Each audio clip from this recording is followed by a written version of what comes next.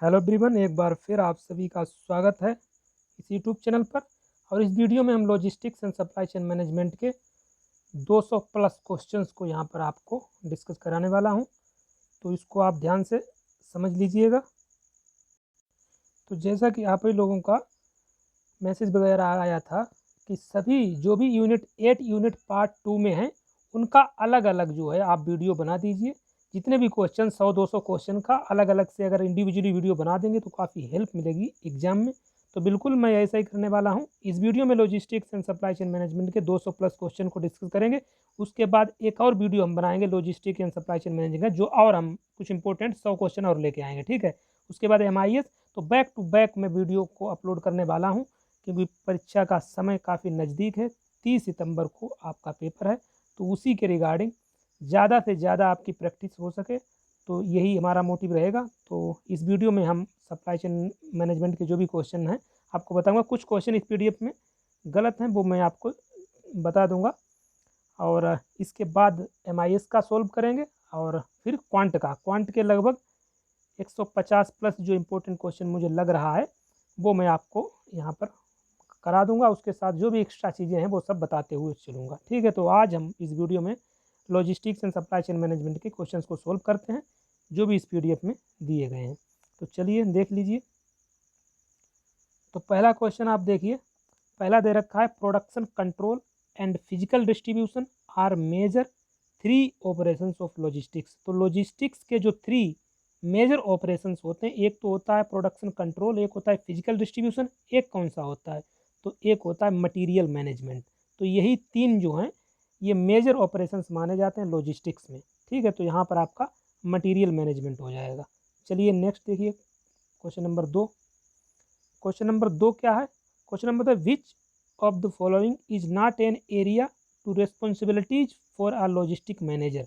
तो कुछ यहाँ पर सिंपल भी क्वेश्चन मिलेंगे। तो ये बोला लॉजिस्टिक मैनेजर का यहाँ इसमें से आपको बताना है कौन सा रेस्पॉन्सिबिलिटी उसकी नहीं होती है। इन्वेंट्री की बात करें, वेयर हाउस की बात करें, परचेजिंग, ये सभी जो हैं लॉजिस्टिक्स मैनेजर के उसकी रेस्पॉन्सिबिलिटी होती है। लेकिन मार्केटिंग, ये मार्केटिंग डिपार्टमेंट देखेगा, ये लॉजिस्टिक्स से उसका कोई रिलेशन नहीं है। तो यहाँ पर मार्केटिंग आपका आंसर हो जाएगा।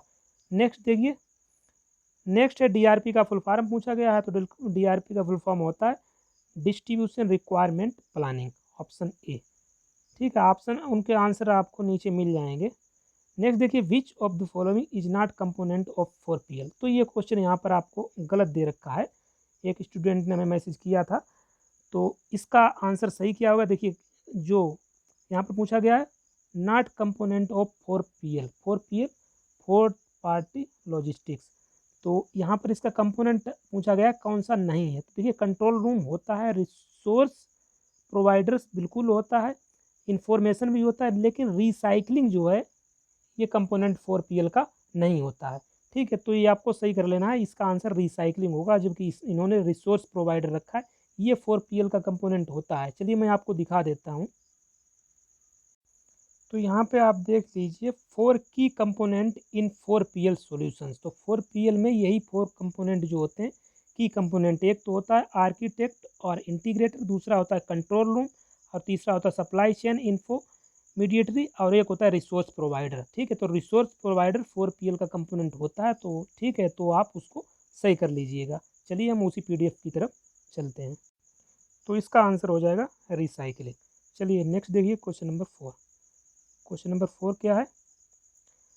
यहाँ पर पूछा है includes design and administration of systems to control the flow of material, work in progress and finished inventory to support business unit strategy. तो ये किसका काम होता है? ये लॉजिस्टिक मैनेजमेंट, लॉजिस्टिक मैनेजमेंट में ये सभी चीज़ें इंक्लूड होती हैं, ठीक है। Design and administration of systems to control the flow of material, work in progress, finish inventory, ठीक है।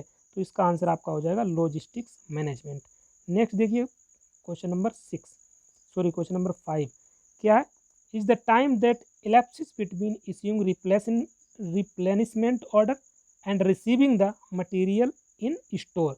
तो इसको लीड टाइम बोलते हैं, ऑप्शन बी आपका हो जाएगा। लीड टाइम वो समय होता है, ठीक है, that elapses between issuing replenishment order and receiving the material. चलिए नेक्स्ट देखिए, नेक्स्ट है इन रेलवे ट्रांसपोर्टेशन द ओनरशिप, तो रेलवे ट्रांसपोर्टर की ओनरशिप गवर्नमेंट के पास होती है, तो इसका तो यही हो जाएगा। क्वेश्चन नंबर 7 है is a part of development of facility structure, तो वेयर हाउस जो है, warehouse option B, warehouse part होता है किसका, डेवलपमेंट ऑफ फैसिलिटी स्ट्रक्चर का। नेक्स्ट है question number 8 the first thing that the consumer will notice about the product is the, तो सबसे पहले प्रोडक्ट, जो भी प्रोडक्ट कंज्यूमर बाय करता है सबसे पहले जो है वो क्या नोटिस करता है, तो सबसे पहले वो उसकी पैकेजिंग नोटिस करता है, यही है इसका आंसर हो जाएगा पैकेजिंग। नेक्स्ट देखिए, नेक्स्ट है concept is similar to the concept of unitisation and has the similar objective of space reduction, तो इसको बोलते हैं क्यूब मिनिमाइजेशन।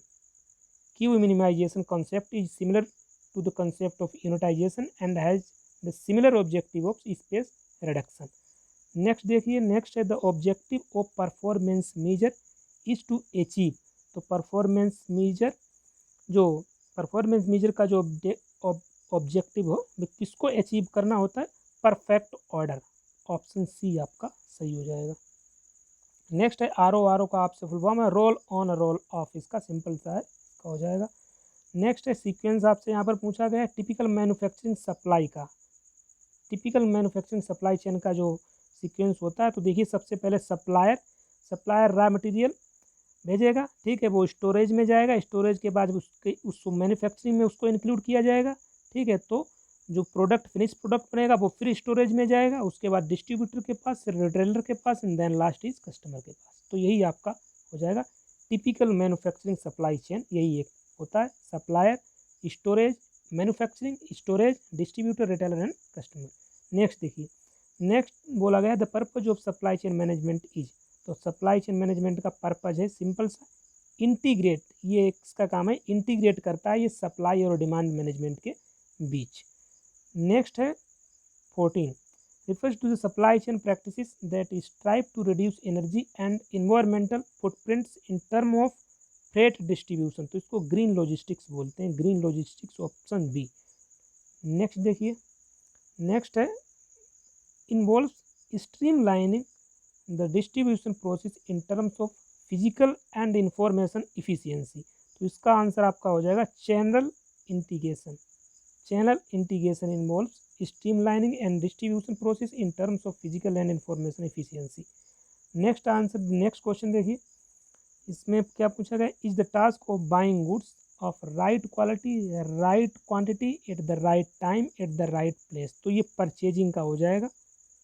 परचेजिंग में यही होता है कि जो गुड्स हैं वो राइट क्वांटिटी में होना चाहिए, राइट क्वालिटी, ठीक है, और right time at the right place, तो इसका आंसर आपका ऑप्शन डी चला जाएगा।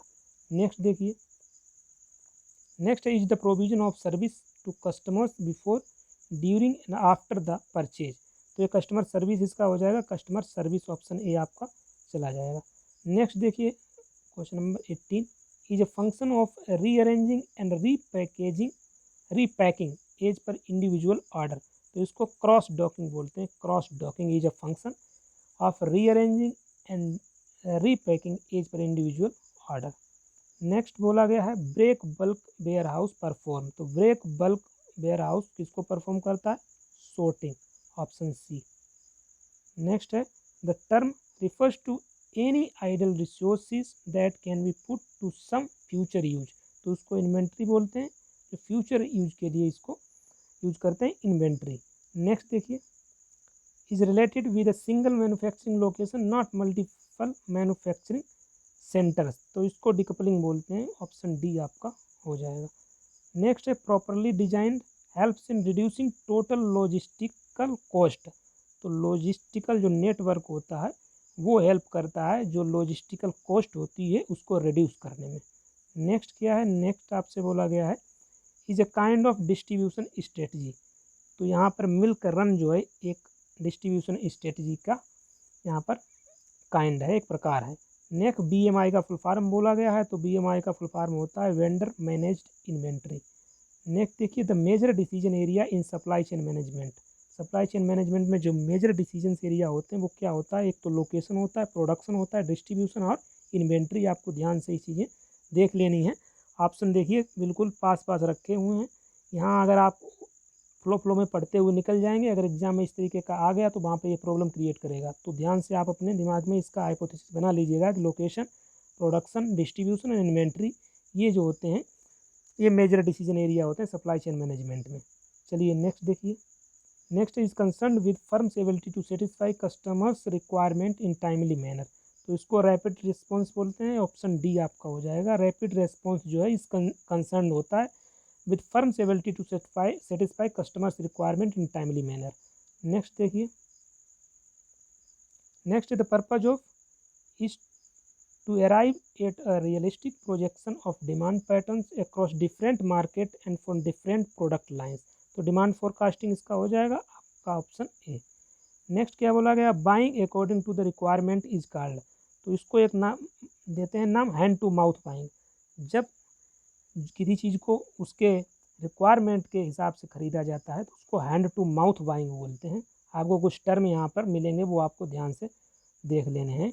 नेक्स्ट है following is not type of piggy back. तो यहाँ पर आपको बताना है कौन सा पिग्गी बैक का टाइप नहीं है। तो लैस जो होता है वो पिग्गी बैक का टाइप नहीं था, और TTFC, COFC एंड TOFC ये जो है पिग्गी बैक के टाइप हैं। नेक्स्ट देखिए, special purpose material handling equipment are used in. तो लाइन लेआउट इसका आपका हो जाएगा ऑप्शन ए। नेक्स्ट है 31। यहाँ पर बोला गया है the system should be designed after analysing the need for the organisation. तो मटेरियल हैंडलिंग जो सिस्टम होता है उसको डिजाइन किया जाता है जो ऑर्गेनाइजेशन की नीड को एनालाइज करने के बाद। ठीक है, चलिए आगे देखिए। आगे बोला गया EOQ। EOQ काफ़ी बार आपने सुना होगा, इकोनॉमिक ऑर्डर क्वांटिटी। इसका एक फार्मूला भी होता है। ठीक है, तो ये बोला गया है the order quantity which result in. तो यहाँ पर आपको फिल करना टोटल इन्वेंट्री कॉस्ट। तो ये मिनिमम आपका हो जाएगा, क्योंकि इकोनॉमिक ऑर्डर क्वांटिटी इसीलिए तो इसको यूज करते हैं कि जो टोटल इन्वेंट्री कॉस्ट है उसको किस तरीके से मिनिमाइज किया जा सके। तो यहाँ पर मिनिमम आपका हो जाएगा। नेक्स्ट क्या है, reorder level depends upon 2 factor. Reorder level 2 factors पे डिपेंड करता है, एक तो लीड टाइम हो गया और दूसरा स्टॉक सेफ्टी हो जाता है। तो यहाँ पर option D stock safety. Next देखिए 34 is the invisible element in system which is the facilitator of the other function। तो इन्फॉर्मेशन की बात करें, ये इनविजिबल एलिमेंट होता है in the system which is the facilitator of the other function. नेक्स्ट है 35। 35 इज develop to identify marketing and financial objective of the firm. तो स्ट्रेटजी जो है, strategy is develop to identify marketing and financial objective of the firm. तो इसका answer आपको हो जाएगा। 36 देखिए, is most suitable for remote and hilly area. तो यहाँ पर आपको बताना है कौन सा ट्रांसपोर्ट है, चाहे road transport, rail transport, water pipeline, जो हिली एरिया के लिए सुटेबल होता है। तो रोड ट्रांसपोर्ट जो होता है, रोड ट्रांसपोर्ट, वो हिली एरिया में सुटेबल रहता है। नेक्स्ट देखिए, is the fastest mode of transport. तो ये तो सबको पता होता है, एयर ट्रांसपोर्ट जो है फास्टेस्ट मोड ऑफ ट्रांसपोर्ट होता है।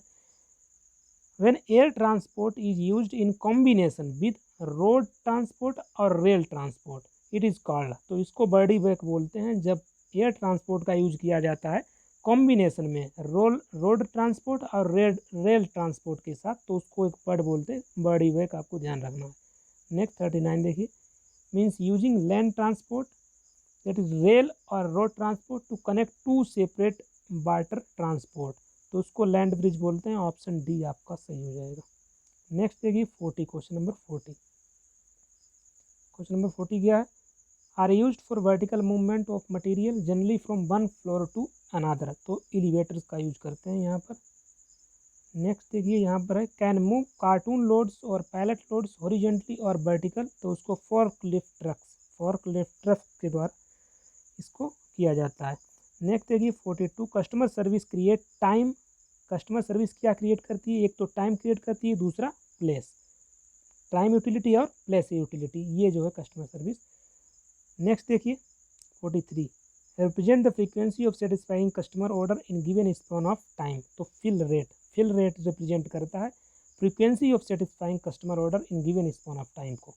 नेक्स्ट देखिए यहाँ पर बोला गया, intermediaries play an important role in matching demand and supply. Demand and supply को मैचिंग में जो इंटरमीडिएटरी होते हैं उनका एक अहम रोल होता है। नेक्स्ट देखिए 45 में बोला गया, एनालिसिस पैरामीटर्स, हाँ तो इसमें इसको देख लेते हैं। Analysis parameter for classification of inventory is unit price of, तो यहीं से आप इसको कीवर्ड से इसको लगा सकते हैं। यूनिट प्राइस की बात किस एनालिसिस में की जाती है, तो आपको पता होगा HML एनालिसिस में। HML एनालिसिस जो होता है हाई मीडियम लो, उसमें यूनिट प्राइस की बात की जाती है, यूनिट प्राइस ऑफ मटेरियल की बात की जाती है। तो यहाँ से आपका ऑप्शन सी सही हो जाएगा। चलिए